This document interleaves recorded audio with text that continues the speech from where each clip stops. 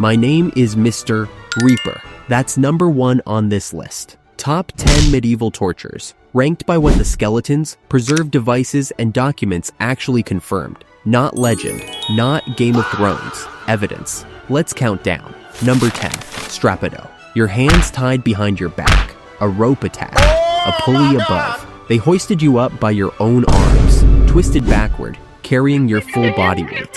The extreme version, squassation, dropped you almost to the floor. The sudden stop when the rope caught exploded the shoulder joint completely. Galileo was threatened with it in 1633. He confessed immediately. Machiavelli survived 6 sessions in 1513. Cemetery excavations in Toledo and Seville preserve the evidence. Posterior shoulder dislocations, humeral fragmentation, bilateral acromioclavicular separation, chronic, healed, then re-injured, then healed again. The Inquisition was patient. They brought you back more than once. The goal was never your death. It was your confession. Number 9, the rack. The Tower of London had one. It still does. Rollers at each end, wrists tied to one side, ankles to the other. They turned slowly. Anne Askew, 1546, stretched so far she couldn't stand. They carried her to her own execution. 2 signatures of Guy Fawkes survive in the National Archives. One before the rack, one after. The second one is barely recognizable as handwriting. Number 8, crushing, peine forte et dure. You had the right to refuse a plea. If you refused, no trial, no confiscation of your estate. You were laid on the stone floor, a wooden board on your chest. Then the stones began, one by one. Giles Corey, Salem. September 19th, 1692. 2 days under the stones. Last recorded words, more weight. Old Newgate Prison Cemetery shows the diagnostic pattern. Ribs driven inward in a uniform arc, sternum fragmented in 2. No other cause of death looks like that in the bone. The law that allowed it, Statute of Westminster, 1275, was never officially repealed in England. Technically still on the books until 1772. Number 7, burning at the stake. Joan of Arc was 19, May 30th, 1431. Rowan. The flames reached her legs. She screamed Jesus 3 times. Then the fire silenced her. The church burned her 3 times to prevent relic collection. In 2007, researchers dated her supposed preserved heart. Results: cat bone and fragments of Egyptian mummy. Published in Nature. Someone fabricated the relics. Joan left nothing. 50 years later, a second church tribunal reversed the verdict. They called her a martyr. The fire had already done its work. Trial transcripts from Rouen survive in full. Every word spoken. Still readable today. Number 6, boiling alive. Henry VIII passed a law specifically for this. Acts of poisoning, 1531. Richard Roos poisoned a soup. 17 people died. April 5th, 1531. Smithfield. Cold water in a cauldron. Fire lit underneath. 2 hours. Execution cauldrons from the 16th century are preserved in the Tower of London. Paleopathological studies of Smithfield burials document complete calcination of bone marrow, the forensic signature of prolonged moist heat. Number 5. Drawing and quartering by horses. Robert-François Damiens, Paris. January 5th, 1757. He had stabbed Louis XV with a penknife. The wound barely broke the skin. 4 horses, 1 limb each. For 4 hours, the horses couldn't do it. Executioners had to cut the tendons with knives to help them finish. Casanova was in the crowd. He left a written account. The last time France used horses for this was that afternoon. Number 4. Breaking on the wheel, an iron bar, a cartwheel.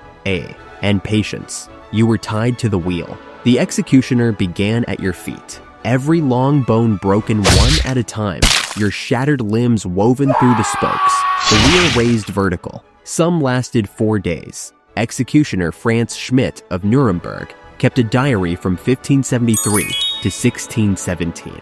The only executioner's journal preserved. He recorded every wheel breaking, every duration. Cemetery excavations in Cologne and Vienna show the diagnostic skeleton. Every long bone broken at specific intervals by blunt force. Methodical. No battle injury looks like that. The Constitutio Criminalis Carolina of 1532 standardized the procedure across the Holy Roman Empire. Every judge, every executioner, every city following the same manual. Breaking on the wheel wasn't improvisation, it was policy. Number 3. Hanged, drawn, and quartered. William Wallace. August 23rd, 1305. Smithfield, London. Dragged by horse through the streets. Hanged, almost to death. Cut down conscious. Eviscerated while alive. Intestines burned in front of him. Beheaded. Body divided into 4 parts. Head to London Bridge. Arms to Newcastle and Berwick. Legs to Stirling and Perth. His head stayed on London Bridge for 23 years. Tower of London records document every step. Drawings from the period survive. Guy Fawkes, 1606. Jumped from the gallows to break his own neck and skip steps 3 through 5. Smart man. The crowd respected it. The last man executed this way in England was Edward Despard in 1803. Over 450 years of the same 5 steps. Number 2.